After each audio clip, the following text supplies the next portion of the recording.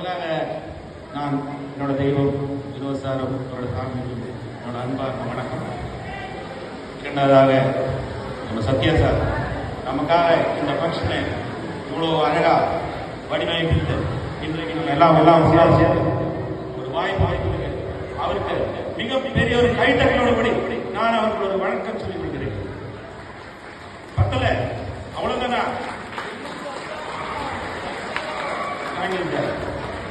அடுத்தாக family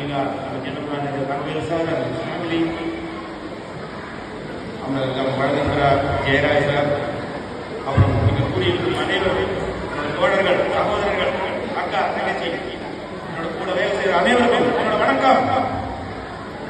சரி, நான் இங்க வந்து கதைக்காக தான் எனக்கு 10 நிமிஷம் கொடுத்தாங்க, எனக்கு பாட்டி வாங்கிட்டாங்க. என்னால் பெருசாக சொல்ல முடியாது. சரிங்களா? நான் ஒரு சின்ன குட்டி கதை சொல்றேன். என்னன்னா, நம்ம எல்லாரும் ஒரு பழமை கேட்டிருக்கோம். என்ன தெரியுமா? முழு பூசணிக்கால சோறை மணக்கிறது கேட்டுட்டீங்களா? முழு பூசணிக்கால நானும் நினைச்சேன், இது எந்த கதையில வந்தது, யார் இருந்தாங்க, எதனால இந்த பழமொழி வந்தது? நான் நிறைய பேர்த்த கேட்டு பார்த்தேன், என் கூட வேலை செய்யறவங்க கூட கேட்டு பார்த்தேன், யாருக்கு தெரியல எந்த கதையில இருந்து வந்தது.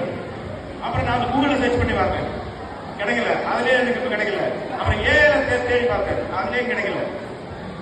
ஏஐல என்ன தெரியுங்களா அவருக்கு? இல்ல, நான் சொல்றேன், அது விளக்கம் சொல்றேன். அதாவது மஹிந்திரா கார் ஒரு 2 வாரம் முன்னாடி ஒரு பேட்டி கொடுத்தாரு. அவரை புதுசா லான்ச் பண்ண போற ஒரு கார், அது இவி பிளஸ் ஏஐ. இவின்னா உங்களுக்கு எல்லாம் தெரியும், எலக்ட்ரிக் வெஹிக்கிள். அது நம்ம எலக்ட்ரிக் வெஹிக்கிள்